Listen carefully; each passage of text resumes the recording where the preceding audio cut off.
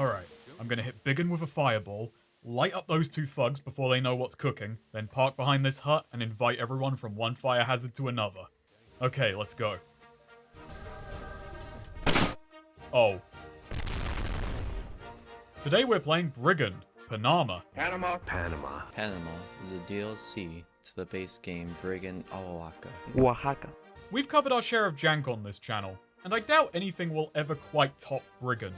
Oaxaca was a charming, absurd, and infuriating romp through a brutally hard and astoundingly unstable kitchen sink apocalypse. And 2019's story DLC Panama, for the most part, keeps that theme going. Brigand is still the effort of one developer, the man, the myth, Brian Lancaster. Besides making this expansion, he put out a harder, expanded DLC for the base game, a self-proclaimed cash grab, albeit one he sees as worthwhile. He's also chipping away on a Spanish translation, and is hard at work on his next game, Warlordocracy, a fantasy RPG RTS hybrid inspired by the political situation of 1920s China. As Brigand is his love letter to Deus Ex, Warlordocracy will be his sex letter to Baldur's Gate. His words, not mine. Brian, please format your interviews. Do it for me. Brigand soon won't be solely his universe, however, as a prequel story set in Texas is underway by someone I should know, but I don't. Regardless, I hope the games have kept him well stocked, and he needs money for massages. Picking up the story 4 or 5 years after the war for Oaxaca, depending on if you ask the store description or the lore, Ozee has taken Mungo's place as Big Chief of the Alegua. As civil war rocks the Pirate Kingdoms, Ozee takes his crew down the Panama Canal, hoping to reach the City of Knowledge and find a way to end the conflict, indifferent to the people of Panama who have to deal with rampaging Calfru pirates razing the land in pursuit of him, and we'll soon find ourselves chasing Ozee for reasons invented yet unclear. This has probably been one of my most requested videos. So what took so long?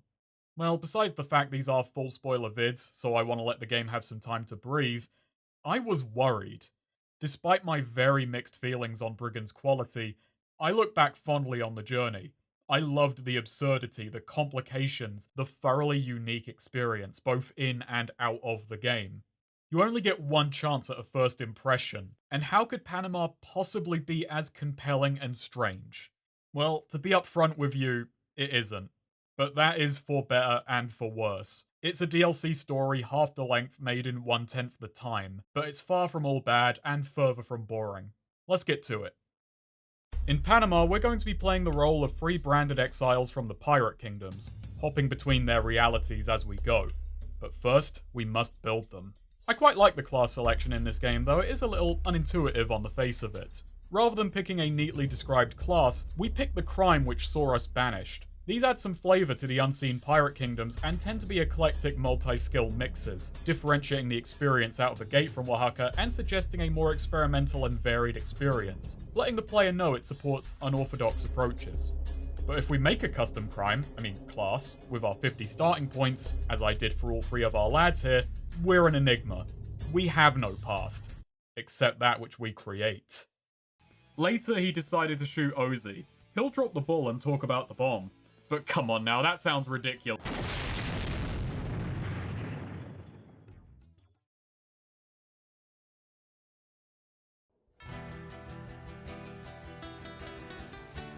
After finding out that Ozee wasn't bluffing, Saul awoke, afloat on a raft somewhere out at sea, his face covered in bandages, and with no idea how he survived or what to do next. Welcome back, Saul. He'll be our sharpshooter. As Saul was in his previous adventures, he's a cocky crack shot. Egotistical and impulsive, but effective. I figured a pure combat build would be relatively easy, so to keep it interesting, Saul is playing on badass difficulty. But what does it mean to be a badass? It means you have to eat. Next up is Glasgae, the distant, otherworldly brother of Edinburgh, a Mambo from the Pirate Kingdoms. He saved a clan of ghouls from a local pirate lord's raiders, risking his own standing to protect them, and he almost got away with it, but one of those he helped saw another way to win favour with the pirates. Glasgae was, unfortunately, literally, sold downriver. Spared death, he was instead branded and exiled as a cruel mercy. He leaves his home with a bitterness clouded by a longing to return. Perhaps greater power and a grand opportunity will see his way back. Glasgae brings us a mix of voodoo, hardware, and strength. He has muscle and mental strength both, but has learned that sometimes it's best to keep your head down. One complaint I do have is that you can only start with Voodoo by picking the right crime. I do get restricting some of the higher level abilities, but there's no way for a custom character to start with any spells, which is fairly restrictive. I mean, they're already gated by meta cost and insanity, just let me take that risk. Finally, we have Jimmy Know-It-All, a self-described social engineer who reads people the way people read books. Which, well, okay, look, people don't read nowadays, but Jimmy trusts you to get what he means. Okay, he doesn't trust you, but you can follow that much, can't you? Right? You get it? I mean, if people just listened to Jimmy, were capable of following his teachings, he would have had those pirate kingdoms united under his rule come next week. He's our utility, and unfortunately for them, companion character. Charisma and software are his forte. According to him, people and PCs are equally manipulable and predictable. It's all input-output. I'm armed with 2 playthroughs worth of foresight and Jimmy with arrogance. We're pretty sure we know what's coming. Neither Glasgae or Jimmy need to eat. They're sustained by the spirit of their lost brother and sense of superiority, respectively. Saul covers playthroughs 1 through 7, Glasgae 8 to 9, and Jimmy done it in 1, seeing through playthrough 10. The tragic thing is, this makes sense. As we're banished or blasted from our home, Ozee too flees the Pirate Kingdoms. On the deck of his gunship, the Flying Squirrel, he addresses the new set of people he's tricked into doing his dirty work. No blasting the cannons till we meet some resistance, such. Ozee's first mate, the psychopathic sniper Hutch, and yeah, he looks a hell of a marksman, is less than pleased. I don't care how many weapons they have, Captain. They're sandsuckers and they're weak, and I want rum. Ozee promises rum and women in Gamboa, but the team's medic, scout, and negotiator Bella thinks getting the unwashed Hutch a woman is a pipe dream. We can't afford to get Hutch laid, Chief. He won't even take a bath because he's afraid of the seaweed. Cherub, the team's Mambo, advises peace. There's no need to shed more blood and damn our eternal souls any further, Captain. I don't worry much about the eternal soul, Cherub. It's the body that has the pain receptors. And the nuke hookup. Now, I like the setup of this story quite a lot. It's an exciting scenario with a lot of potential for choices, and it naturally carries a sense of momentum. But, as someone who's played Oaxaca, I don't really get how Ozee has gotten this far. Ozee kind of struck me in the first game as a moronic blowhard who tried and failed to take advantage of the situation, then realized he played his hand too quickly and immediately folded, and now a whole pirate tribe is betting on him? I remember in one of the endings, words of his deeds spread far and wide, and oh yeah, he's full of shit, that's how he did it. I find Ozee memorable, but mostly because he left me confused, wondering what the hell his plan was. And I guess here I am, asking that again. We're picking up right where we left off. Meanwhile, we've drifted to Isla Darien and, the game crashed. We're getting started early today.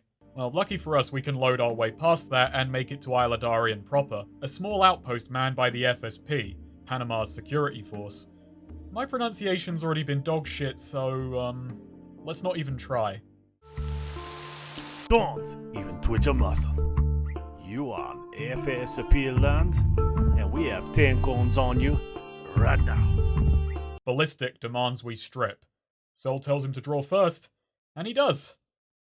After fishing our corpse out of the water, Ballistic drags us to Officer Cortez, giving us 2 dialogues in a row where we can threaten to kill our captor.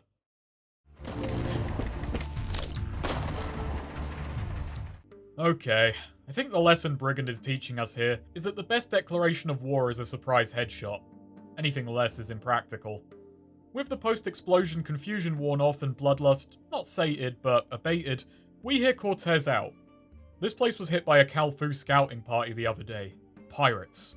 As a shocked Saul learns, they're in hot pursuit of Ozee. The man yet still lives. We then get an objective pop up and, well, this is where my biggest problem with the story begins. You should investigate his motives and stop him if necessary. I get that this is a shorter story, so facing the player in the right direction quickly is important, but this is weak, and it actually takes me out of the world. Why? Putting aside Saul and his very serendipitous backstory, imagine we were playing as a blank slate character. Why would we give a shit? we should want next to nothing to do with Ozee, seeing as he's incredibly dangerous and we got nothing to gain by getting on his radar. It's just very forced onboarding when it could be done so much more naturally. I'll come back to that. The news of Ozee's survival stuns Saul. He needs a lie down and well, there's 7 men on this island, there's 1 bed, he's taking it. Saul crashes and so does the game. Again. That's concerning. It crashes on every save. Even Oaxaca wasn't this rough. Plus, is this game more sluggish than before? I remember jitters here and there, but not big hitches every several seconds. Cortez puts us to work picking up clams for tonight's barbecue, and while we're at it, we can take a job from Ballistic to patch up 2 wounded soldiers, which gives us a chance to earn some points or hold on to the medkits. I really like this objective because Oaxaca beat into me an appreciation for whatever healing you can get your hands on. Plus, there is some payoff for letting them bleed, which Glasgae, blessed and happy with the FSP, does. I think this is a really subtly clever little objective, a mission which tempts you with not doing it and having actual benefits for doing so. Panama obviously retains Brigand's inventory system, and while there is a lot less scarcity here, every resource still feels precious. We can get the 5 clams and keep our feet dry, but if we want more, we can swim to the neighbouring islands and stock up. Glasgae goes and gets his first bit of voodoo, secreted behind a really precise jumping challenge. Since the sea in this game is irradiated, it makes getting to many places a lot riskier and adds a constant consideration to scavenging. All 3 of my characters suffered from constant radiation headaches, which would have proved lethal if they came on at the wrong time. Plus, water is often used as a way to complicate approaching enemies, but a player can also turn it to their advantage, baiting foes into the water or making them waste grenades. It's a really clever way Panama differentiates its encounters from Oaxaca while raising the difficulty in an organic way. There's also plenty of bamboo on this island for Glasgae to use. Introduced in Panama is the hardware-based woodcraft ability. With this, we have access to spears, a smoking pipe, and a fishing rod.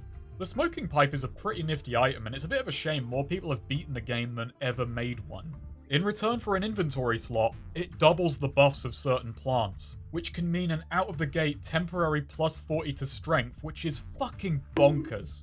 It's just a good item with neat considerations. It lets you get a lot more flexible with your character, and I'd always weigh up bringing it with me. Meanwhile, Jimmy helps himself to their computer. The emails don't really say anything we don't already know. Ozee's headed for Gamboa and they can't say why, and there's guns in the second shed, which, yeah, Jimmy already helped himself. I should say, Brian has since earmarked a lot more crates and doors as faction owned. There's no more pilfering whole apartment blocks. People remembered they own things.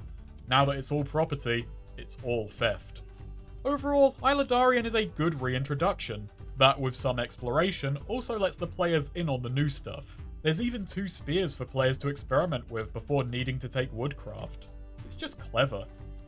Still, all 3 of our lads soon find themselves without anything to do. We're not allowed to leave, and the barbie isn't for a few hours yet. That evening, the smell of grilled clams brings a hell of a beat. And a Calfu raiding party. The fort is in danger. Can you handle a firearm? We've been drafted into what might be the toughest encounter in the game. A multi-stage raid that lasts well into the night, as legions of Calfu toting pistols, shotguns and grenades storm the beaches, throwing themselves against the wall of the fort and blowing everything to bits. If you're not dying to a flank, you're getting fragged. If you're not getting fragged, you're getting overwhelmed. And if you're not getting overwhelmed, you're getting fragged again. So many runs that were going well ended when an explosive slipped my notice. A majority of my deaths in this entire game came from Saul trying to fight back the tide. This gets you right back into the swing of Brigand's combat rhythms immediately, making daring runs out into the open to nab bullets, the juggling of trying to expose yourself as little as possible versus how slowly a crosshair settles, questioning if each and every shot is worth it, and with each death memorizing when and where foes will be to steal any advantage. I've got to give Brigand a unique award. The AI isn't great. In fact, it's kind of floundering. But that means this is one of the few times I've seen spike traps actually work in a game not built around traps, as enemies will repeatedly impale themselves on the things. This is also an opportunity to use one of the game's new weapons, a slow-firing 30 cal rifle. Panama makes rifle skills a lot more viable right out of the gate due to greater availability of weapons and ammo. It's no longer a skill you need to nurse for later. We need rifles now. Meanwhile, Glasgae spied an opportunity to win favour with the Calfu, as an objective presents the idea of maybe turning on the FSP, a screen I'm a lot less skeptical of as it's merely presenting an option for something that would be hard to otherwise let the player in on. Well, in going this way, we'd lose the fort, which isn't actually that defensible, but we'd gain a numerical advantage.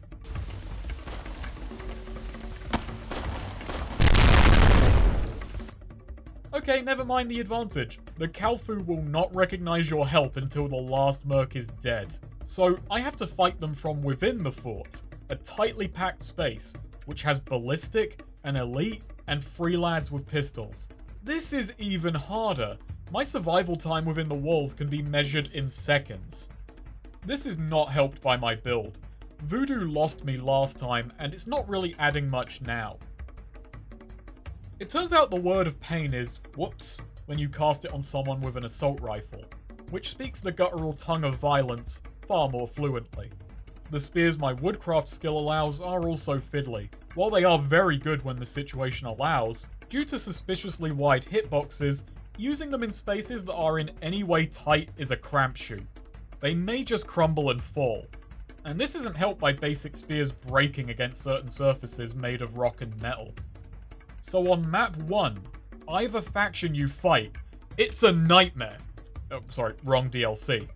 Panama kicks off either with a horde event, which strains ammo and luck, or fighting a concentrated, entrenched force of well-equipped, dangerous enemies, an almost endgame struggle right out the gate. But I did get through it by learning the lesson of Glasgae's backstory. I kept my head down, tried to passively aid the Calfu's assault, and then, when it was just Cortez left, I sent him on his way. Jimmy, annoyed at being bossed around, did much the same. He sat and waited, certain in the Calfu's victory and that he'd be welcomed back amongst the pirates. To pull back the curtain a little, this intro is difficult, but only if you participate, and there is a pretty big bonus for mucking in, on the FSP's side anyway. Ballistic is a potential party member, a rock-solid combatant and repair guy, and without player intervention, he's very likely to kick the bucket. Besides playing Saul, and, well, it's Saul, he wouldn't back down, I wanted to keep Ballistic alive, which makes an already difficult encounter all the trickier. It's one thing for you to get through alive, but to watch out for this guy as well, that's a whole other kettle of fish. It's very Brigand. I respect putting access to a companion on what is almost a dice toss, and the battle is thrilling even on repeat playthroughs because with or without you, it can go either way. As Jimmy's smug assumption was proven wrong. The Calfu were repelled, but not without losses. Saul and Jimmy report to a Cortez in various stages of grief, and to put it kindly, Ballistic was spared Jimmy. But he says Saul can go to Gamboa and take Ballistic with him to help. Help with what? We're still just some guy to you. Meanwhile, Glasgae gets picked up by local Calfu chief Yarlo, and they leave the conquered fort behind. Well, shit. We're 2 maps in and we've already hit a divergence point, but don't worry, that won't last long.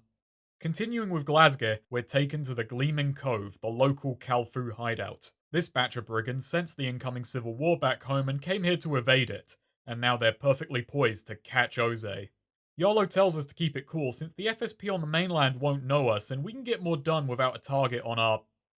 Never mind.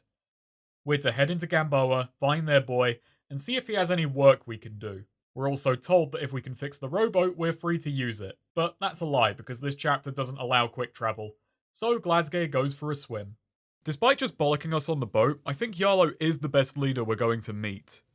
He gives us some solid advice, seems concerned about our well-being, and will actually try to help us down the line when it lines up with his goals. No one else will be this, well, considered. Plus, while this sadly won't be delivered on, he does seem to have something up his sleeve.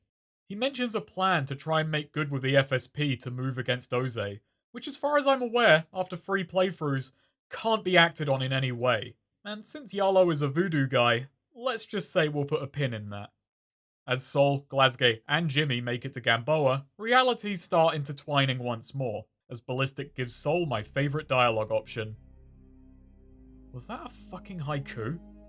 Ballistic has no character arc. Better than that, he has haikus. Years on Isla Darien standing guard and doing drugs have given him an appreciation for the form, and he's open to constructive criticism.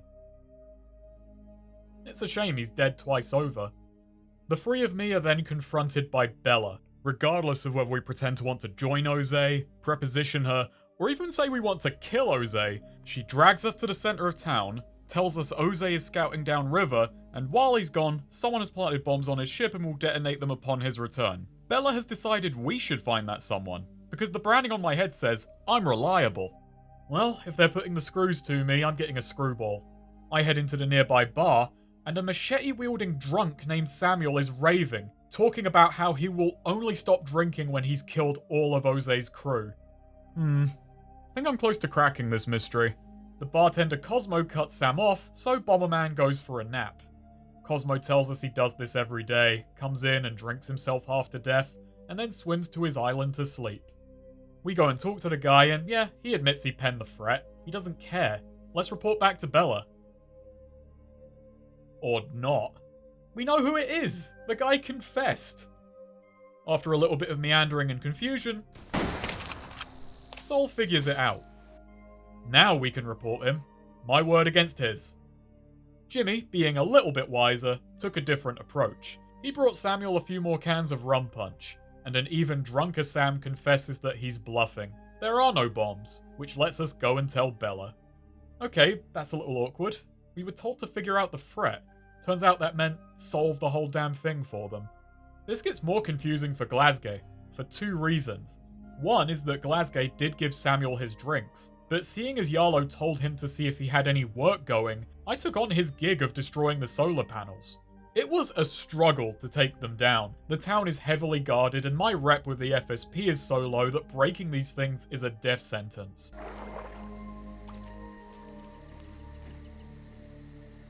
I did go and make the FSP like me enough that I could ruin their power line, and then nothing.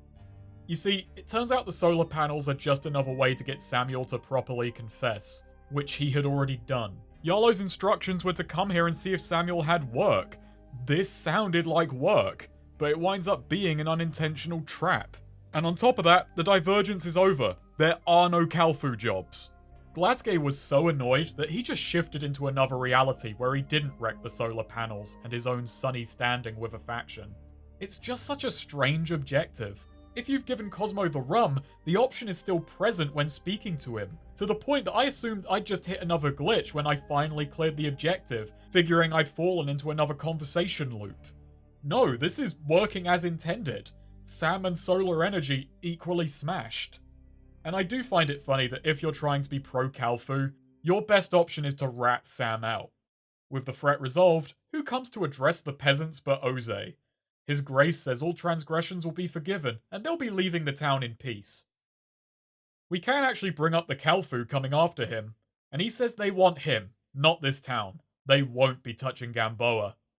Ozee isn't a voodoo guy, but let's put another pin in that. Hutch is a bit less diplomatic, saying not to dare follow them upriver or get plugged.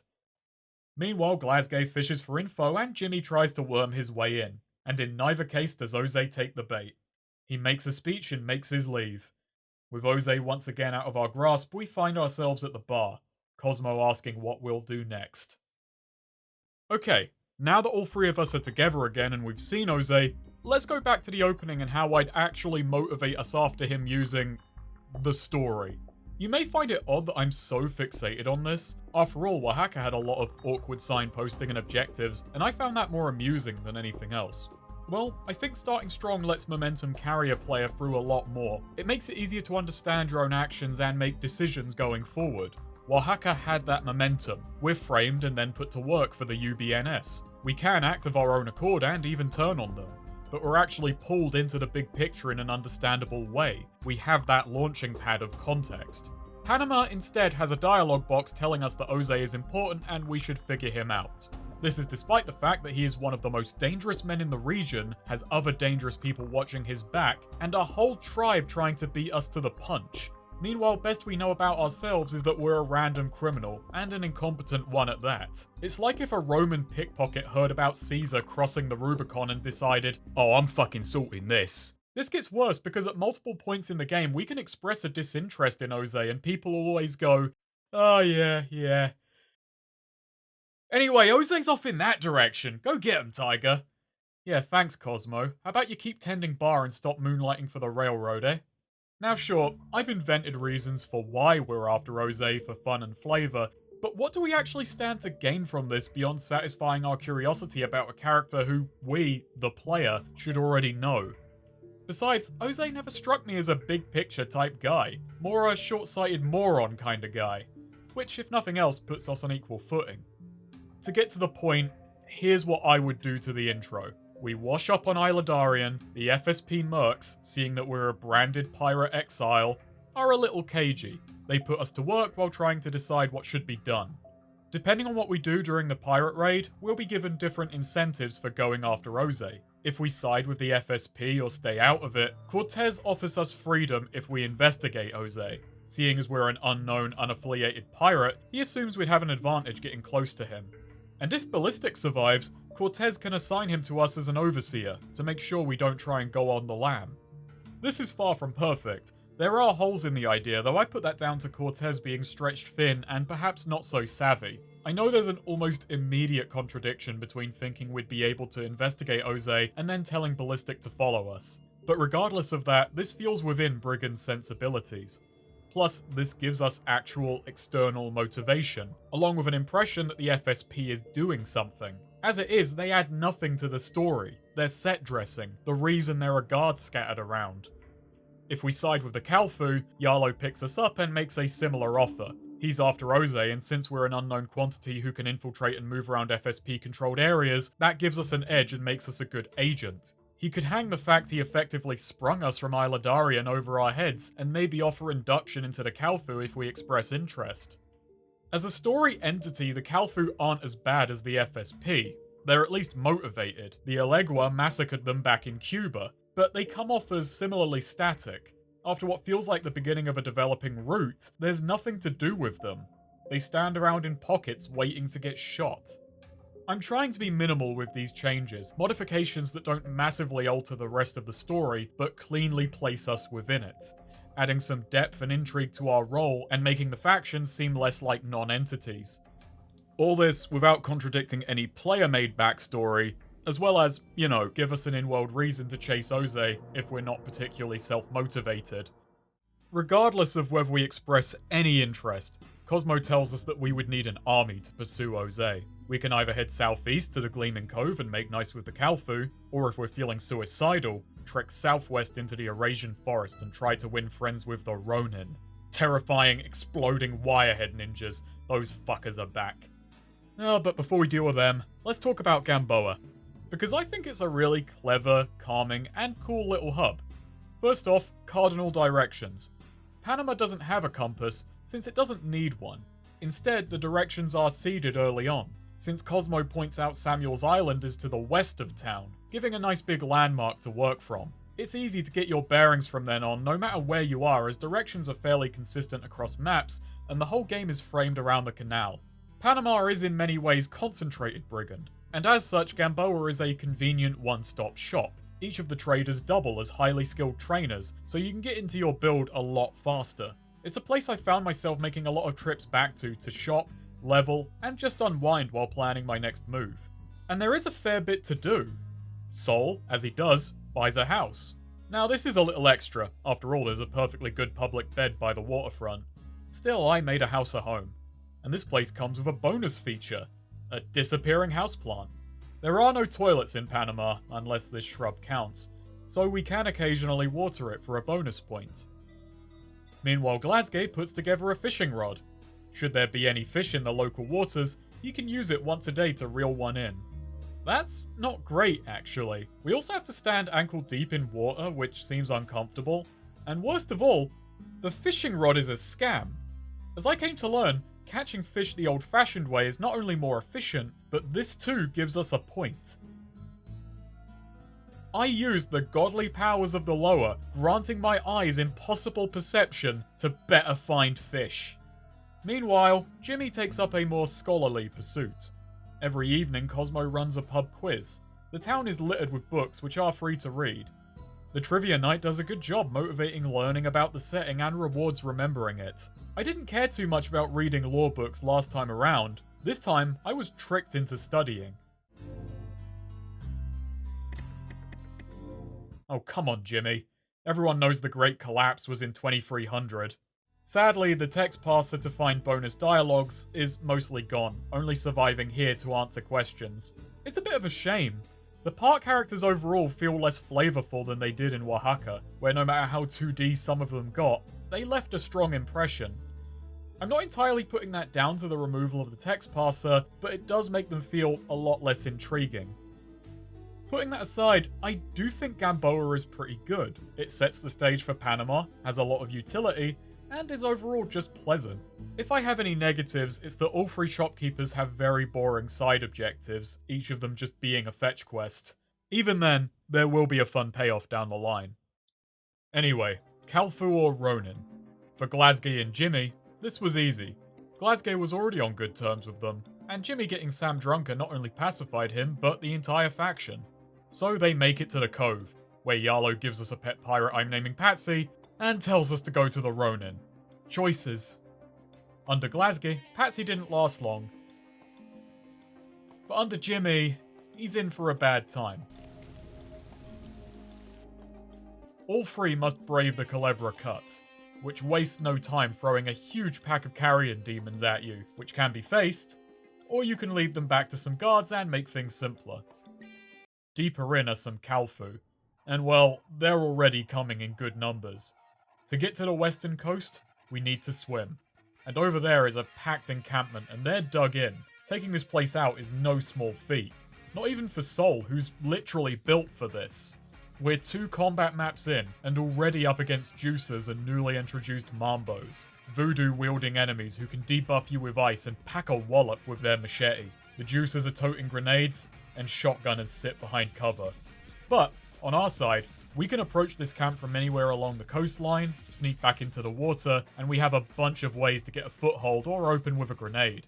My biggest praise for Panama is that it manages to maintain much of Brigand's difficulty, but in a much more satisfying way. Battles still feel hard won, we're still pushed into playing pragmatically and valuing every advantage we can steal, but there's far less instant death moments and bullshit situations. While they do happen, they feel much more avoidable. Many encounters have multiple angles of approach and ways to gain the upper hand, rewarding clever use of the environment. Boiling Point taught me how to really appreciate grenades, and Panama has been a strong reminder why. Grenades are great, just no matter who you are. Flame grenades especially. Get one on a corner, bait enemies into the wall, and you will make hordes of enemies run themselves roasted. This coastal assault is just a really fun combat scenario. The gunners force you to hunker down, meanwhile the juicers and mambos force you to move, darting in and out of the water and needling at foes.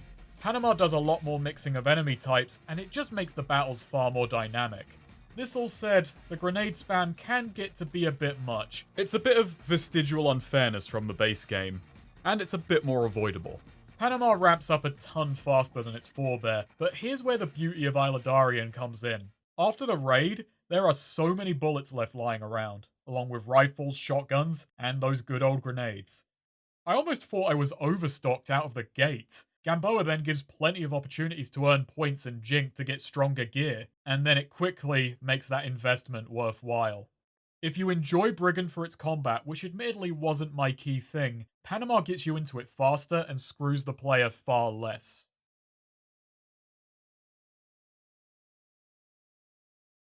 So, Saul makes it to map number 4.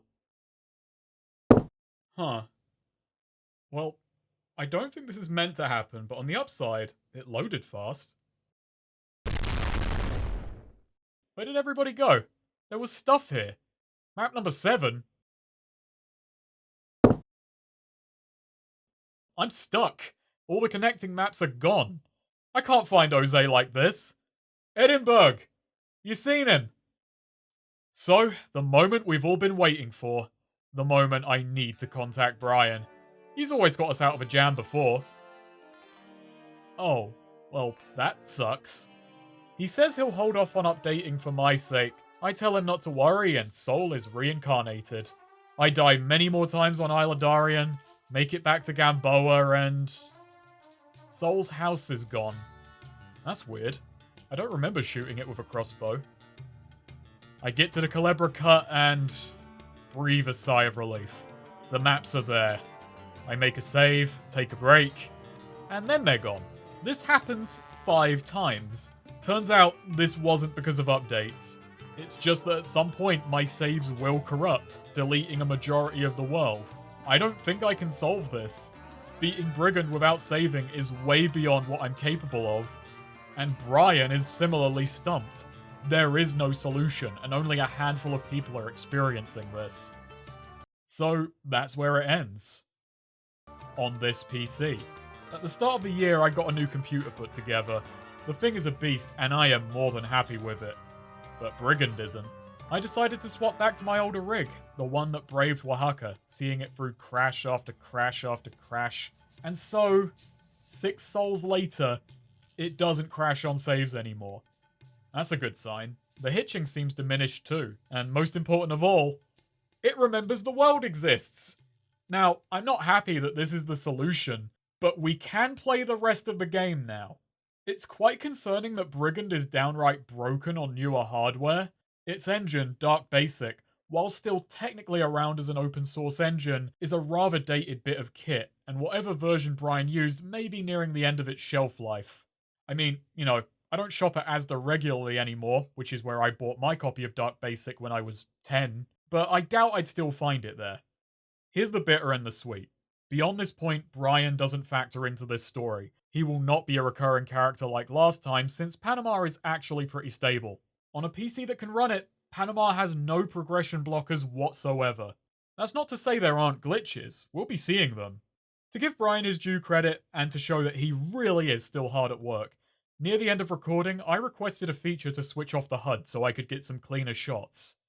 Well, not only did he deliver, he rolled it into another update he was working on that released the same day. I've ordered pizzas that take longer than Brian. So yeah, the man hasn't slowed down. He still has the power. Chaos is restless. Meanwhile, navigating the Culebra Cut while the Calfu likes you is surreal. Not quite on the level of getting voided, but similar vibes. The Calfu feel like such stock enemies and make up so many early game encounters that being peaceful with them almost feels like playing with the AI switched off. It's oddly unsettling. This does make things a lot easier for Jimmy. He's a thinker, not a fighter. So rather than killing anything, he just gives people the privilege of protecting him. I love this stuff. Adding to what I was saying a moment ago, the combat encounters just feel built to tackle more approaches. Even non-combat characters have a way to gain an advantage, especially if they're in everybody's good books. Plus, there's still plenty of combat encounters to go around, so it's not like I can just lean on this start to finish. Glasgae, meanwhile, runs into a new feature, altars dedicated to the many greater lower. Besides just spending Jink to pay off your insanity tax for using Voodoo, which I wasn't doing much of anyway, they now have god-specific riddles relating to items you need to sacrifice.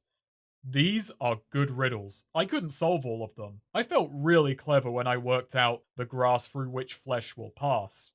There's a couple of really good measures to stop the player from brute forcing these. For one is the inventory system. I had to be pretty certain of a guess to want to backtrack, move the time to night, and take another crack at a riddle. Second is that if you get it wrong, a pissed off ghost will pop out and try to kill you. The dream of anyone who's watched a Let's Player, or me, trying to solve a puzzle come true. This fucker's dangerous too. The Calfu who watched me try to puzzle out this altar can attest to that. Actually, they can't. The rewards are crazy too. Big, permanent stat boosts. I like these altars all around. Fun to solve, not too simple, and the prize is so tempting that they stuck in my head as I played. I spent so long as Glasgae contemplating what the hell, when half stained, there is no flame could possibly mean. Now, do you want to know what bugs me? This door. It's one of those indestructible ally doors that needs a key or a computer to access. I checked every corpse on this map several times. There's no key. There's no computer here either. What the hell is beyond this thing? Anyway, now that it exists, the four of us head into the Ronin's domain, the Arrajian forest. We get a cutscene between Bella and the Ronin's leader, Cooper. This, to me, is where the story starts just kind of falling apart. I know, I've not made it sound like it's been all together so far, but this scene may be one of the worst negotiations in fiction. Cooper has a digital backdoor to open the Miraflores locks. This is the last obstacle before Ozee reaches the City of Knowledge. Cooper is sure he can only do this once, since the city will likely patch him out afterwards. He asks that in return for letting them through, he gets to be on board. Bella says no, since Cooper has nothing to really offer them. All he has is an android and some dogs that he's wired to explode. They've got a gunship, Coop. All you have is the means to get them exactly where they want to go with it. I think Cooper is so stumped that he doesn't realize he can press that. This scene is meant to be two people playing hardball, but it's just presented in the most awkward way, making two of the key characters look incredibly fucking stupid, and not in a compelling way. And while Cooper will be revealed to be a raging hypocrite who overestimates his own intelligence, Bella's not meant to be an idiot. At least, I think she isn't. Regardless of her distrust of Cooper, she just stopped her boss's plan dead. Even worse, because she tells Cooper to stop calling them.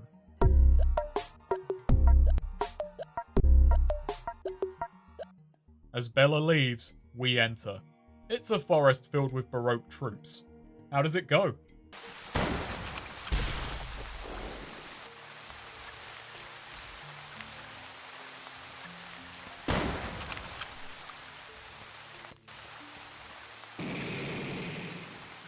Actually pretty well. Backing up what I was saying on the Culebra cut, I think Brian's level design sensibilities have sharpened. In Oaxaca, the Baroque are insidiously difficult. Not just because they're highly damaging, incredibly fast, and explode on death, it's because they're often used in environments which highly favour them. They're downright unfair. This open, vertical, multi-route forest gives the player a lot more room to move without totally hobbling the Ronin. They have ambushes and kill zones, but playing cautiously can let you anticipate and turn the tables on them. But then this area also has mosquitoes. Lingering here causes disease, which in turn pushes us to get things done fast. It's a good pressure, and overall, this place is still hard. I had to back off, do some side questing, gear up, figure out a plan, and come back. I was dreading fighting Baroque so soon, but not only was it not infuriating, it was a good encounter. Ow.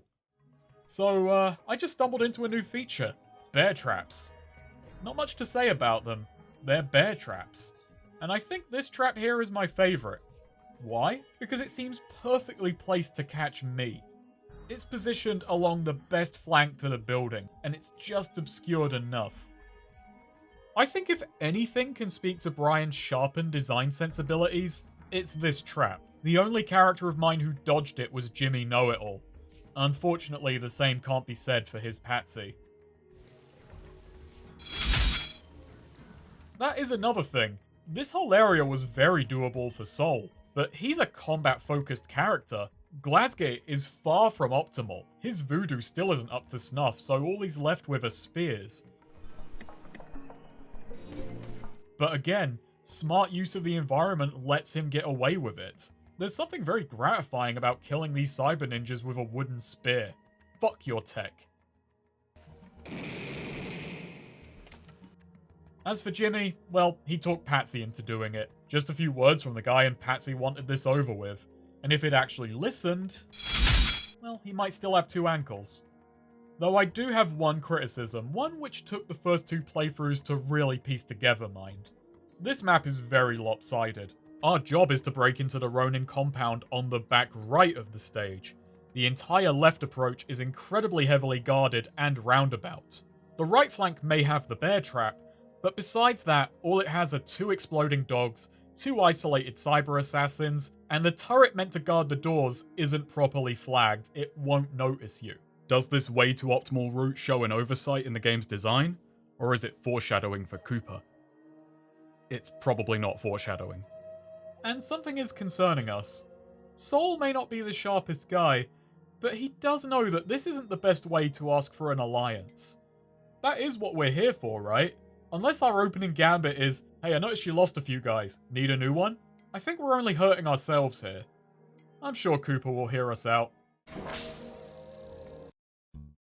Alright, fine. Fire in the... Oh, now you want to talk. Yeah, you just have to hope he'll decide not to kill you. It's totally random. Baroque tribe will rise again. Well, one will. We do get a decent bit of backstory here. At some point in the past, Panama had been conquered by the Baroque under McVannon. Trying to keep the momentum going, he rushed into the war with Oaxaca, which wound up fracturing the tribe, diminishing their power. The City of Knowledge, Ozee's destination, is ran by another group of Baroque remnants who Cooper is desperate to regroup with, saying he'll reinvigorate the tribe and refocus it on advancing technology instead of warfare. You're getting a bit ahead of yourself thinking you'd be in charge, aren't you? It's then that Cooper puts into motion a fucking bizarre plan. He gives us a communicator, lies about Bella coming here earlier and failing to convince him to open the locks, but hopes that if we talk to Ozee, we can convince him to do us a solid when he gets what he wants. What? We call Ozee, say one sentence, and, well, look at my choices here.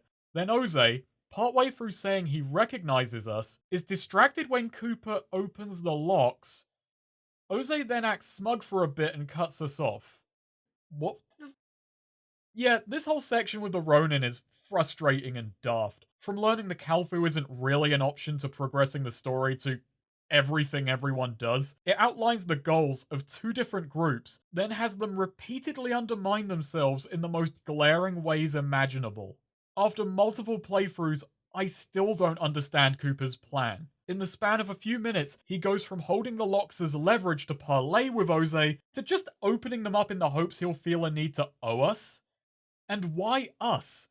Again, why are we important? All we did was solve a bomb threat, and Ozee blew us off after it. He thinks less than nothing of us. We're equally blown away by what he just did. So, I redo all of that. The conversation doesn't make any more sense the second time around when there isn't a grenade sailing towards Cooper. If anything, it detracts from the scene. And in another reality, after Patsy clears the path, Jimmy saunters in and plays along with whatever Coop says, impressing the man a fair bit. Though, Jimmy dislikes this Ronin, finding him a threat to his intelligence. Glasgae, meanwhile, sensing this guy's full of it, holds off calling Ozee and offs Cooper, nicking the contact details from a nearby note, which I suppose is a safeguard in case the player somehow gets the wrong idea and slew the Coop. Can't imagine how that'd happen. Glasgae then calls Ozee from elsewhere. Despite this, Cooper still opens the locks somehow, and hopes Ozee will remember the favour. If Cooper's still kicking, he lets us keep the communicator, and basically says we owe it to him to help reunite his tribe when the time comes. Sure. Well, I'll be taking this microscope. See ya! God, that was a mess. Oaxaca wasn't flush with divergent choices, but there was at least a feeling I had room to maneuver and could resolve story beats in a handful of ways. It got around its limitations with charm, featuring memorable and snappily written characters who were at least consistent in their ideals, along with a strong sense of adventure in constantly changing circumstances. You hardly have time to question things, but it's fine because while you are getting throttled into weird situations, those situations do make enough sense at the end of the day. The few divergence points that you have, you can at least stick to for a time. The story is a straight, albeit squiggly line, but you get to stand either side of it for a while. We're about halfway through this story, and it has diverged as much as it will. It gets a lot more restrictive from here on out. I get that this doesn't share Oaxaca's scope, but I'd be lying if I said I wasn't a little disappointed. Though that's mostly because it seems to tease you with choice before pulling back the curtain. The fact the story is set up so that there's only one way to open the locks and it requires us going to Cooper undercuts what little choice is presented, as before that the game acts like the Calfu are a horse you can bet on, and it then bucks constantly. Besides that, characters are less striking, more muted. The problem is that every major faction character is written to be duplicitous, and possibly intentionally moronic. So they act rashly, make idiotic decisions, and then lie through their teeth while acting cocky and smug. I think a plot like that could work, but this just feels like it's being constantly contrary to the player. It's frustrating and repetitive when every single one strings us along while being knotted up in their own bullshit. Where in the last game I got a sense of character from our dialogue options, here we're a bit less interesting. I felt I was doing most of my roleplay as Glasgae, as I realised that dialogue choices were really just opportunities to pick up faction relation. They don't change anything, you just score points. So his attempts to people please and stay below notice paid off for a time. One of my biggest disappointments came from Jimmy. Hacking and chatting was pretty weak. Not mechanically, terminals are better placed and now I can blow up packs of dogs with a few keystrokes. Don't like the new enemy type? Just hit Alt F4 and they're gone.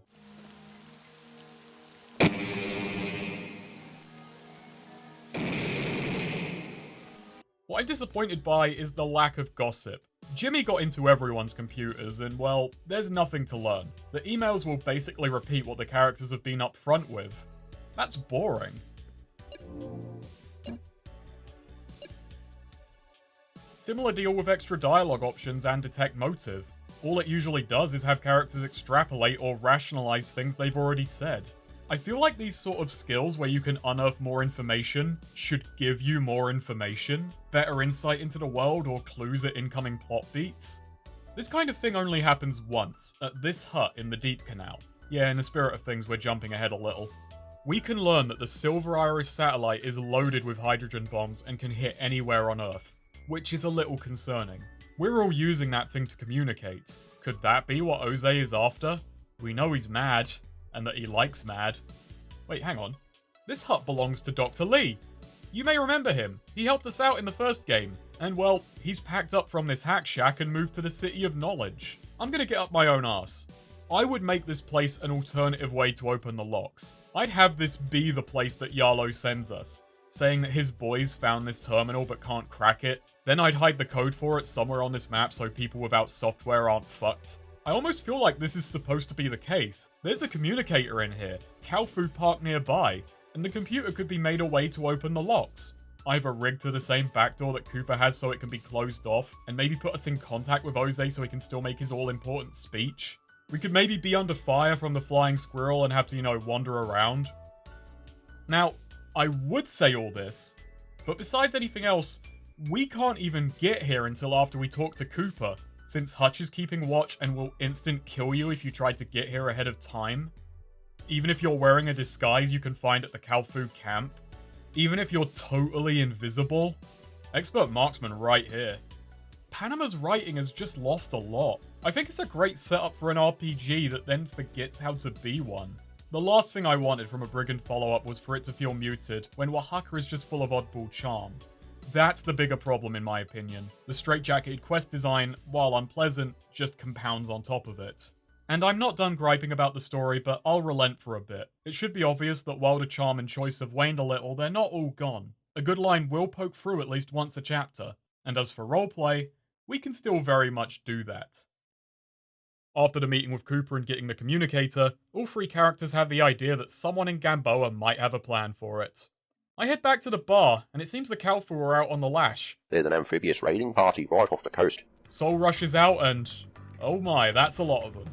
What follows is a pretty fun battle. I'm a fan of games just throwing all of their toys against each other like this. The Kalfu once again have the numbers, but the FSP have the position, the gear, and turrets. This one is even more stacked in the home team's favour. They're 3 for 3 in my experience. Glasgae can't really do anything without compromising himself, so he stands back and watches. Jimmy does much the same, but he enjoys the show. Whether you participate or not, it is a fun watch. Still, he can't help but think of when he met Yarlo and the guy mentioned a chance to make peace with the FSP, and Jimmy thinks to himself, maybe it's just like Mr. Smooth once said, if you want peace, prepare for war. And then we got Ozee's politician speech where he said no one would come for Gamboa, so pins pulled, you're both full of shit. The theme is emerging that you really can't trust your leaders. Unless these amphibious assaults are really cack-handed attempts at delivering a treaty, Yarlo's not putting his best flipper forward. Speaking of things not adding up, Saul gave the fish plenty of bedmates today, so Cosmo makes sure he's well compensated. He, also pays Glasgae. I mean, sure, it's not like he can go and check he did nothing, but when Jimmy rolls back into the mosquito net to pick up his jink, Cosmo's stuck. I can't tell him the raid is over, even though all the pirates are dead. I went and checked. Jimmy tries to convince him, but he ain't budging. What could it be? Oh, you poor soul. So Jimmy thinks, he can't just kill Patsy, that'd be unfair. He deserves a meaningful death. As Saul, I failed to ally with Cooper. He is satisfyingly hard to recruit. You have to please him at every turn, stroking his ego as much as possible, resisting the urge to bite back when he patronizes you, which, well, Saul wouldn't. Then you have to do his quests. One is pretty simple, bring him some fuel. The other one is killing Yarlo. I respect that two of the companions in this game are hard to get and really useful. It makes them feel that bit more worthwhile. Jimmy doesn't much like Cooper, but thinks he could be useful to keep around. With a few twisted words, an insinuation that Yarlo was going to cut both of them loose for cozying up to the Wireheads, and a plan for a preemptive strike, the two head down to the Gleaming Cove, where Patsy carpet bombs his former brothers and guns his confused chief down. Motivational speech strikes again, sharper than coke and stronger than Mudroot. The Gleaming Cove is a tricky map if you're coming in as an enemy. The Kalfu all have elevated positions you have to swim towards. Yarlo's base is nestled into a cliffside. Trying to take it head on is suicide. Saul liked the challenge, but Jimmy relished the surprise.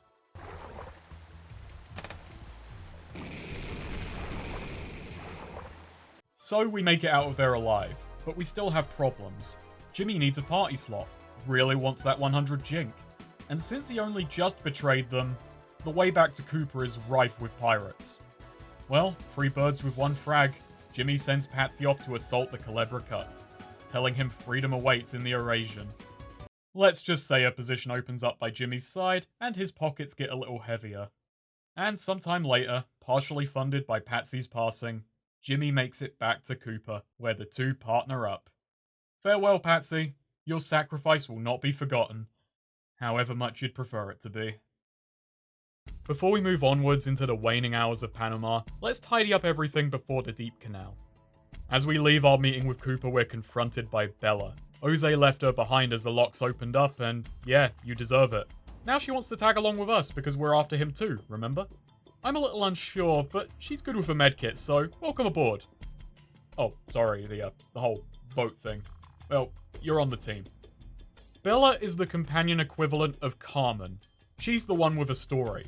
Someone who lacked a tribe or really anything to call her own until she found a place in Ozee's crew. This is the one spark of humanity Ozee gets. He gave Bella a place to belong.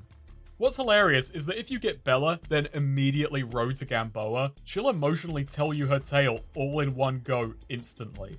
Surprisingly, Bella and Cooper share my favorite conversation in the game. She asks if he knows how to fix laser guns. Cooper smugly retorts that he doesn't need to, since Baroque tech never breaks. With one question, she gets him to out himself as a total Sood who has no idea what he's talking about. For all his bigging up his tribe and their tech, he doesn't know anything. That's pretty great. Fuck you, Cooper.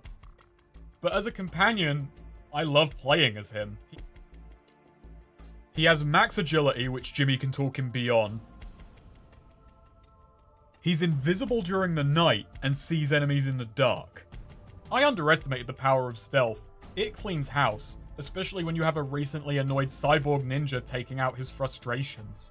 I tried to put him to work grabbing fish since Jimmy isn't the athletic sort, but that didn't work because companions can't talk to people. Cooper, mate, I want you to catch it, not fucking condescend to it. Along the eastern side of the Culebra Cut, we have Panama farms. Like all farms, the food is free if you get to it first. Plus there's an assault rifle and ammunition ripe for the taking. This place is sweet. It even has a bar. Echo here will buy pearls from you, which meant Saul, Glasgae and Cooper got their feet wet, their bellies filled, and their Giga counters screaming. Pearls are no longer just lying on the seabed, but are secreted in clams. I don't know if they're preset or random, but now you have to eat and take on further radiation to get a shot at getting a pearl. I find this a pretty interesting trade-off and a unique way to approach a health and food item. Using them in battle can clog your inventory, or if it's already full, you may not even notice you won the jackpot. It's an honestly ingenious little addition to one of Oaxaca's simpler mechanics, turning an Easter egg hunt into a really multifaceted item. I mostly just guzzled them down and cashed out, but I had no way of knowing, especially as Saul, if I wasn't just hurting myself later. Only downside to this place is the dead prostitute causing Loa to haunt the waterfall and the massacred farming village across the river. The dead prostitute murder mystery is one of those weird cases. I didn't like it as I was playing, but in retrospect, I kinda love it. The mystery is simple.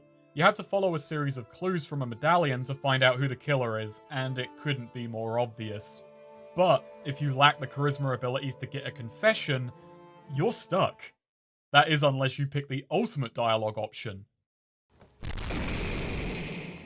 This lets you recruit Acito, who has been rendered paranoid by the nearby Loa. But, and this is even better, if you have the best charisma ability and 100 Jink, you can just tell him not to worry about it. I like the, come on approach to quest design. Just tell him not to give a shit about the dead prostitute. As for that village, well, this quest is a lot simpler, but I think it's kind of bugged. The Kalfu slaughtered the locals, then got trapped there by demons. You can either kill the pirates, or take out the demons and they'll be in shock that you got in. What I noticed is that the dialogue where they beg to be let go only triggers if you're hostile to them. There's no real way to complete this quest and remain on their good side. And no, letting them go doesn't reset their hostility. Your mercy doesn't count here. I tried solving this as Glasgae by getting so insane that Loa would come after me and hopefully scare my Kalfu buddies away. But really, I just stood spiritually constipated in a field for hours. Then there's Gamboa's fetch quests. I mentioned them earlier, but we've scratched off their shopping list. Fuel cell for the auto dock, microscope for the manual dock, Osmar wants some Junebug tech. Hey Cooper, can I borrow that? Yeah, thanks. And with all that, we can have our tattoo lasered off. But why would we? I love the Dreamcast. Plus 10 charisma, that's why. Jimmy already had max charisma, but now he's hit an underflow that makes him even more annoying. I love that about this objective and the altars. Trainer skills generally cap out at 50, but there are ways beyond. It adds a little bit of strategy and decision making to repeat playthroughs. Use them early and get a head start, or hold off and maybe go beyond the limit. Okay, doing this is really just more for kicks. You don't get a ton out of going beyond 50 points. For most skills, it's pointless, but it's fun. Let's quickly go over Badass mode. I actually found it a surprisingly interesting difficulty hook. It's really just a hunger meter. Get too hungry and start taking on debuffs and losing health. But it integrates well with Brigand's inventory and item mechanics, acting as a sort of soft time limit and doubling the utility of many items. Brigand is a game of attrition. It's rewarding to get out of a fight losing less resources than you expected. Adding actual hunger into the mix piles onto that. Now food is not just a health item, it's a packed lunch. I'd have to weigh up whether I'd bring food on a trip or hold off. An inventory slot is precious. And then when I got injured, whether I could afford to eat or if I should hold off and wait until I had an item purely for recovering health because, well, I'm definitely going to be hungry down the line. It added a lot to a first playthrough when I didn't know how time-consuming a diversion might be and it forced a decision. It meant my downtime had to be effectively used. Things started getting dicey near the end. I dilly-dallied and wandered around a lot, and I think Saul has eaten most of the food in the region. I wound up taking cooking skills, scouring the zone, and creating a giant meat pile, but that's a stopgap. Time limits aren't for everyone, but I like the additional pressure and focus one can provide. It slots into Brigand quite neatly while making food items a lot more precious. And now, from one hunger to another, Bella has a plan. Apparently there's a cave leading past the locks deep in the hungry jungle. It's there we find an Allegua camp headed by Cherub. He's left the flying squirrel to investigate the ghoul Queen Mabel and the incredible voodoo she possesses. The two are now locked in battle, with Cherub wishing to study her caves. Well, free guesses who's gonna do all the work, eh? It's in this area we meet a new enemy type. Skeletons puppeted by Voodoo. Happy Halloween, everyone. I'm gonna be honest, these enemies freak me out. Not because they're skeletons, but because they're easy. There's something oddly unnerving about an enemy in Brigand being a total pushover. I don't trust it. The trick is meant to be that they're bullet resistant, so you have to face them in melee. Cool, but even Saul is cracking skulls with ease and he's not spec'd for a scrap. We make it to the cave where Mabel calls off her ghouls and makes us an offer. She'll help us should we remove the disturbance from her forest. send Cherub into the next world, and we make it to the next level. So, the question is, who do you voodoo, bitch? This was actually the first time I had to pause and really think on a decision as Saul. Before it was always taking the most direct and likely tricky path, but now he had to question. Taking out Cherub may weaken Ozee, but siding with Cherub and taking out Mabel may help Saul get closer to his prey. In the end it doesn't matter, but he ultimately took out Mabel, found her creepy. For Glasgae, the choice was a bit easier, an opportunity to win points with the Kalfu and the Marman tribes. Marman is the great Aloha these ghouls worship, mostly by throwing orgies and taking slaves. They're a bit out there, and I think Glasgae would abstain from joining their ceremonies. But they hold the key to greater power. Cherub wants to deepen his connection and understanding of the Loa.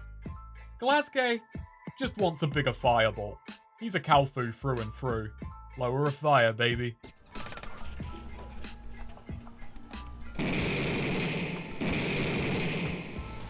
Let's talk about Voodoo.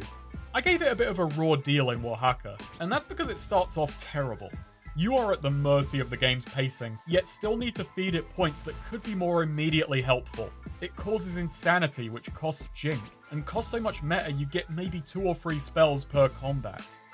But if you stick with it, nurse the necessary skills and accrue power, it gets pretty alright. You have access to tons of damage types, can debuff and frighten enemies, enchant weapons, have basically unlimited fire grenades, and eventually you're draining life from enemies, summoning gods to fight for you.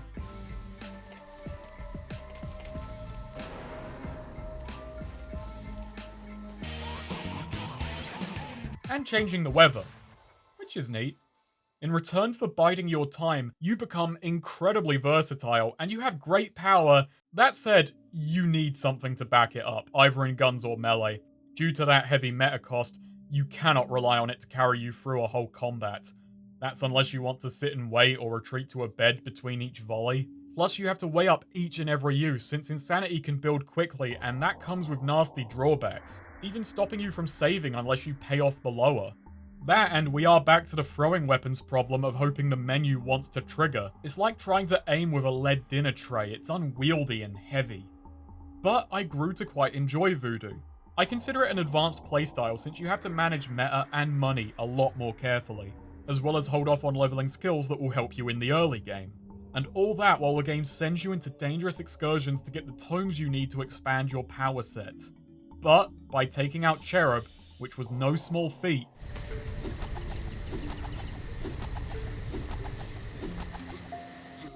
Mabel gives us Maman's warding. We need 50 voodoo to use this tome, but it's worth it. This makes us immune to insanity. After a game of hanging back and building his power, ironically, it's gone to his head. Glasgae is all-powerful. This is ridiculously OP, but I don't care. Now we can just cut loose. This also for some reason made Glasgae immune to disease. Even the mosquitoes are quivering in fear. But reality has begun to cave in around Glasgae. Putting aside the orgies, he should know by now that around ghouls, things get fucky. After taking out Cherub, the Kalfu start attacking him. And when we fight back, they turn hostile. Oh dear. So, what I think's happened here is that while the Alegua don't mechanically exist as a faction within this game, at least aesthetically, the Kalfu technically take their spot. So killing their mortal enemies turns them on you. It turns out Glasgae has done all of this for nothing. Maybe Cherub cursed him. Bella also turns on him, but that's understandable. It's a shame I took your weapons earlier, isn't it? I was gonna leave you alive, but you're blocking the level transition, so sorry. Let's check in on Jimmy and Cooper. Oh, Coop's already done. No hesitation. Anyone who guessed Jimmy? Dock a point. After a short and simple puzzle, we get the cave open and come to Panama's one and only dungeon. And would you look at that? They haven't fled. Not to mention, we don't have to do it all in one go. We can back out and save whenever we want. This is amazingly forgiving. I'm not sure if it's sensible to ask Brigand for more difficulty, but it could have restricted access to a bed until at least part way and I'd get it. It's a fun level besides, and it's not like I was able to just breeze through. This is still Brigand we're talking about. As Saul, I had to rethink the approach several times, swap out gear, and bring a ton of explosives. We're in tight quarters with hardy hordes of reanimated voodoo mummies, Mabel's imperfect attempts at bringing subservient corpses back to life. They tank damage, slow you down with chilling orbs, and pummel you. Wait a moment. I don't remember this rock being here. What I really like about this dungeon are the traps. Now sure, you can avoid them or set them off. Like that. Or turn them against your attackers. And Glasgae, after all he's been through, is wondering whether he's really immune to insanity. It's a lot of corridors connecting big-ass chambers. We even find a retro altar, and an altar room in case you missed any of the riddles. One last chance to solve them, and a few hints. It's just a fun dungeon. The enemies actually feel intense but fair in this tight space. It favours them, but not to a disgusting degree, while still allowing elements of the environment to be turned to the player's advantage if they're willing to take on extra risk. This element of dynamism and cleverness in a lot of the combat arenas did keep surprising me in a good way. Basically, start to finish, Panama's gameplay is just a lot more enjoyable and elevates Brigand's combat. I was really not expecting that. Saul fought his way through the legions of the dead, and winds up coming face to face with Cooper. He thanks us for clearing the way, and roars. Well, he did make it quick. I think that's the first honest thing he said. Luckily, Saul and I both remember how our last conversation went. Sorry, Coop. I always get the first word. Second, third, fourth, fifth. So, Jimmy's feeling suspicious, and metagamey. I gotta say it again, I do love playing as Cooper. The only downside is, he's invisible in here, so he needs to swing his sword around like a lunatic so we can fix him up, or so that Jimmy can get him moving again. I speedrun the cave, and you suddenly notice that Cooper has disappeared into the darkness. No, he hasn't? Bella, what do you think about this? Yeah, Jimmy's a beaut. So, further suspecting that Cooper is up to something, I send a Cito to do the job. And just before the point Cooper is due to disappear, he's stripped of his gear and put under watch. And yet, he still disappears. How does he do it? Well, I hit a switch to open the exit and there he goes. Man, we don't even get a special goodbye. Jimmy's offended. You can betray us, but at least acknowledge I recruited you. Sick of Cito. And no, there is no way to talk him down. And so we walk onwards, into Endgame. Saul emerges from the cave and... Nope, that's a mirage.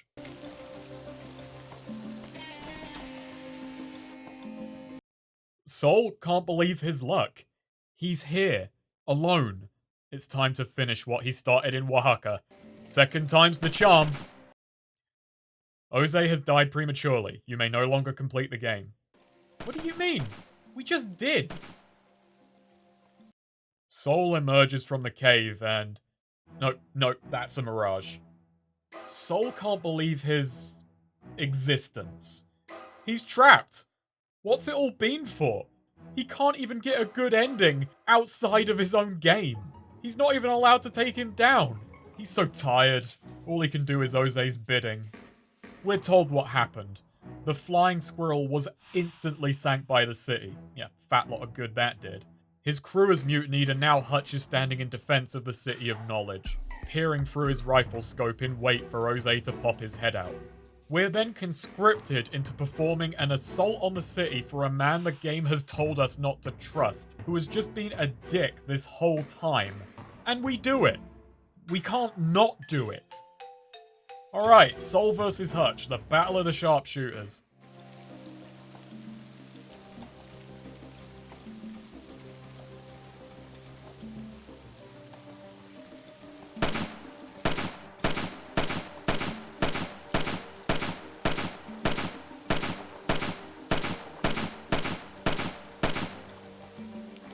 I'd be disappointed, but it's Saul. What did you expect? And this just leaves us with an entire coastline full of Baroque troops to assault. Not to mention the water is filled with neurodemons. And again, it's actually a pretty fun scenario. You can play long range, dredge the Neuros up from the water to run distraction, swim around the side and fight through them linearly, or try and breach the middle. It's a varied encounter that's difficult, but doesn't harshly penalize any combat playstyle. You can play it long or you can get in close. What's hilarious about this assault is that the enemies are packed together behind sandbag cover, and Cyber Knights up on the ramparts are armed with rocket launchers. That enemy placement seems sensible, until you remember that Baroque troops explode on death. I don't know who got more kills, me or them.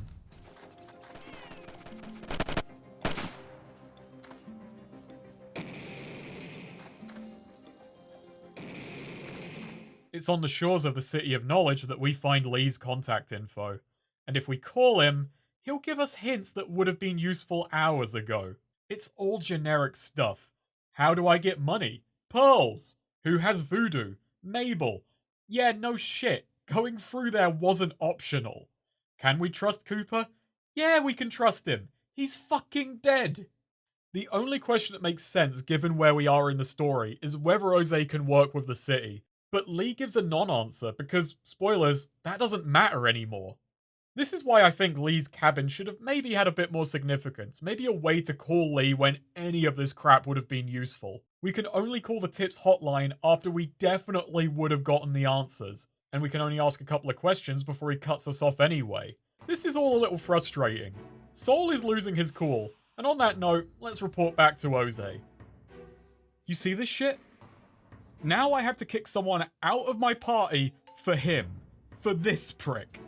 Now sure, Saul hasn't been using his party, but it's the principle of the thing. Panama has the weirdest, most disjointed abuse of motivation I've yet seen. We shouldn't trust Ozee, but we must accommodate him at every step before we even know what he's up to.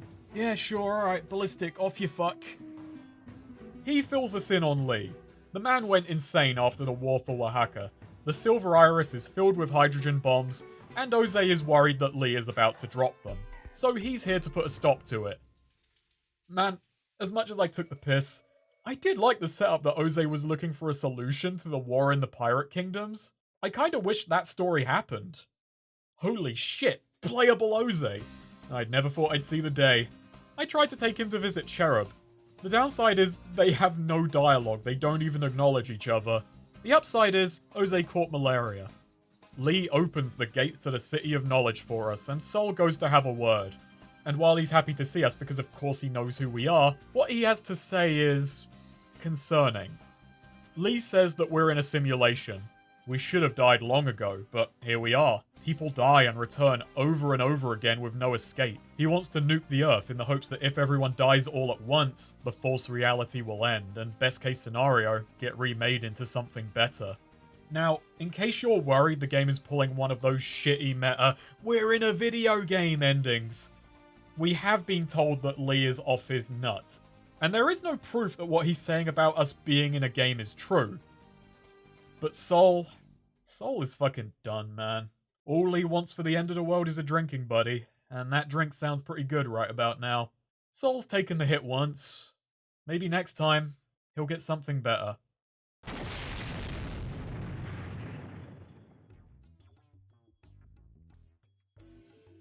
One out of 3. At least Panama isn't going to starve. Glasgae exits the caves more than a little disoriented. He had to see if it was just the cave playing tricks on him. It's real.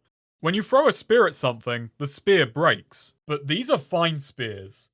Glasgae may have upgraded them a bit too far. And then Glasgae notices Ozee. And Ozee asks him to do something. It's at this point, Glasgae is not all there.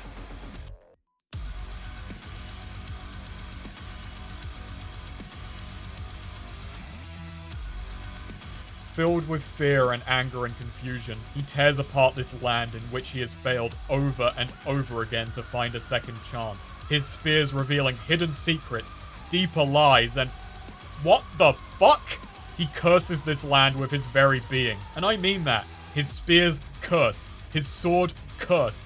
An axe stuck in a tree, cursed. This cinder block, cursed. the Mark of Elegua, and Glasgae's passing his left all along the Panama Canal. It's not that he's immune to insanity, it's that the lower dare not touch him. He tried to keep his head down, tried to make good with the Kalfu, they turned on him. He tried to make good with the Boo, they too turned on him. And now the man he set out to kill offers him a chance and... he'll take it. So anyway, I think the fine spears are a little buggy. I'm sorry I didn't report that earlier, Brian, but I had to keep that one close to my chest until the video was out. Glasgae clears the locks. Unlike Saul, he's strong enough to lift a rocket launcher because I'm being a stickler for continuity. So Hutch is once again outgunned.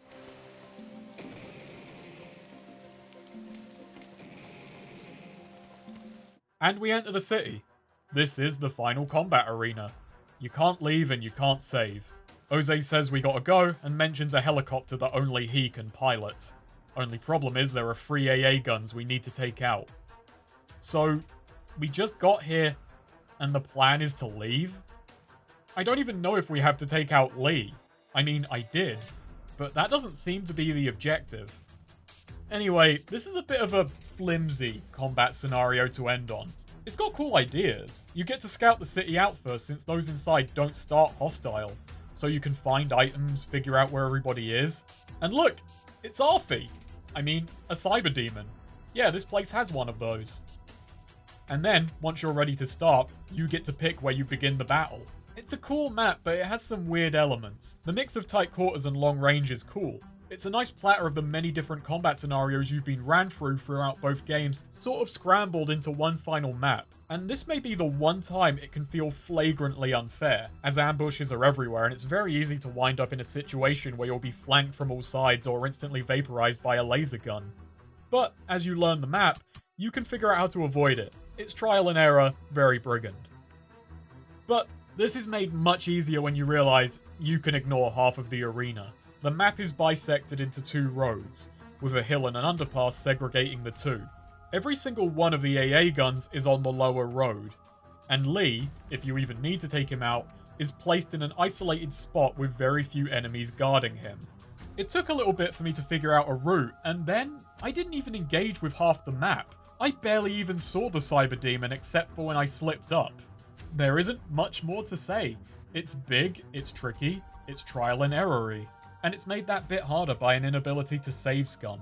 Though this is a good way to make this that bit tougher. And winning it was indeed satisfying, but there's nothing really new here. Hell, thanks to the copious amounts of uncut Kevlar-free cocaine, we don't even need Saul to snipe half the map. Glasgae's doing fine. So, after a few attempts, we make it. Lee's dead and we're leaving. The world's saved. All we have is the knowledge there's a button to end it just sitting there, on a wall. Ozee is our only ally left, and he just lost everything and everyone, except for the person who killed his entire crew. I think Glasgae will keep that to himself. They land on an oddly empty Isla Darien to pick up some fuel. And when Glasgae returns, canister in hand, Ozee has drawn a rifle, saying that we know too much and we gotta go? What? Do you think either of us are getting back in there, you twat? He betrays us because he does. I don't know what he was hoping to achieve anymore. Glasgae easily puts him down, and, unable to fly a helicopter, he takes a rowboat, disappearing off into the ocean, alone once more. 2 out of 3, the most cynical average I've ever received. At least Glasgae has power. Jimmy already knows about that satellite, and he wants it. When he finds Ozee and hears him out, he thinks he'll make a fine escort into the city. Not much different happens here, but halfway through Acito clearing the way, Bella turns to Jimmy and suggests that they get a room. This is how you get a 3 out of 3 ending. You have to romance Bella, which is more or less just saying nice things to her, and Jimmy is very much a nice guy. Sleeping with Bella takes some finagling, and they haven't even gotten their pants off yet. You have to stand them together in a room and just kind of hope they get the hint. I also love that in all of these dialogue options, we're either oblivious or a dick, and well, we're Jimmy.